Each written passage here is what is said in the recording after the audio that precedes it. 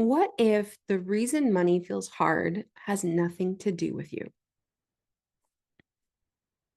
What if you're living inside stories that you never even chose?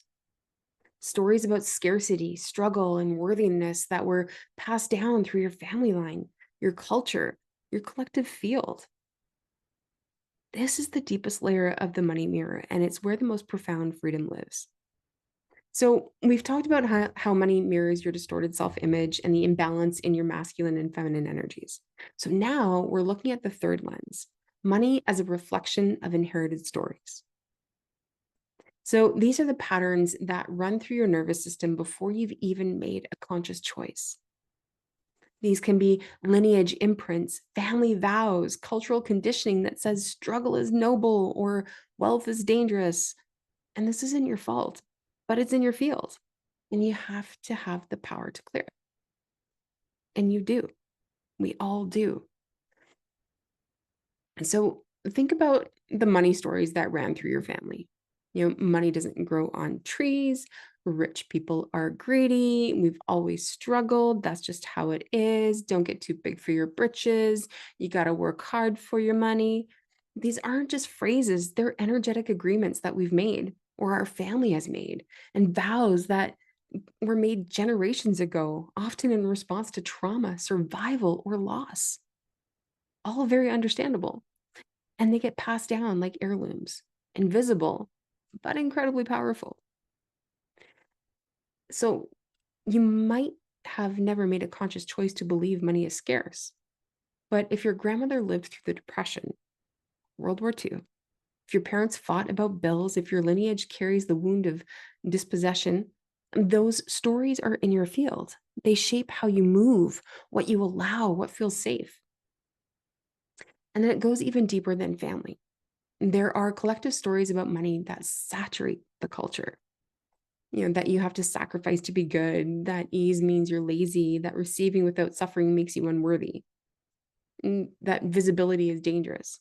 These aren't personal blocks. They're collective fears running through the nervous system of entire communities, entire generations.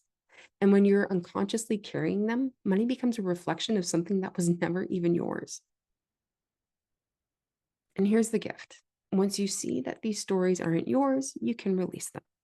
And you don't have to heal your entire lineage. You don't have to fix the collective. You just have to clear your own field to stand in your sovereignty and say, this story is not mine. I release it. I return it to where it came from. And I choose a new agreement.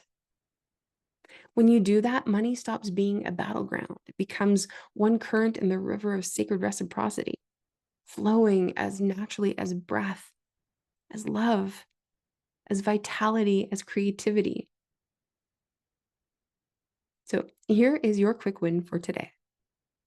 The story, release, ritual.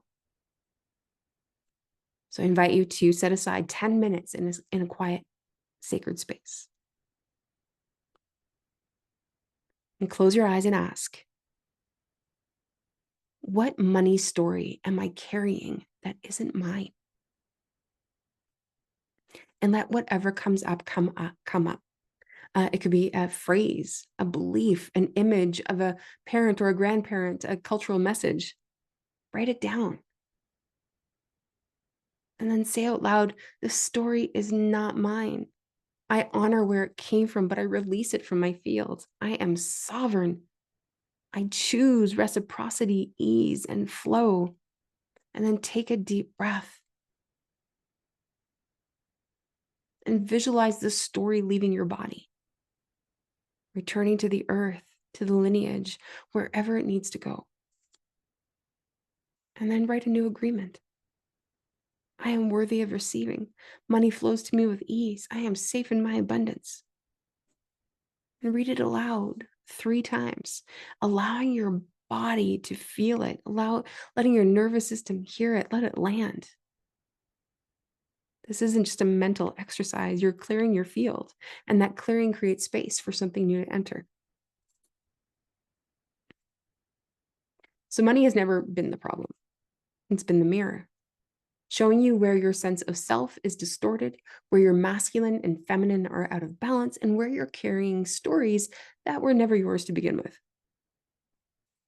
The sacred reciprocity wound isn't a flaw, it's an initiation. And when you clear it at the level of the body, the nervous system, the field, money stops being a fight and it becomes flow. So you've just completed all three lenses. And now the question is, what will you do with what you've seen? These quick wins will give you momentum. But if you want the full recalibration, if you're ready to spend this last quarter of 2025 clearing these patterns at the root and calling in your abundant as fuck self for 2026, inner alchemy is where that happens. So we're not just talking about change, we're calibrating into it every month through all three lenses: body, nervous system, field. So the link is in the description. Your 2026 self is waiting. Let's go get her.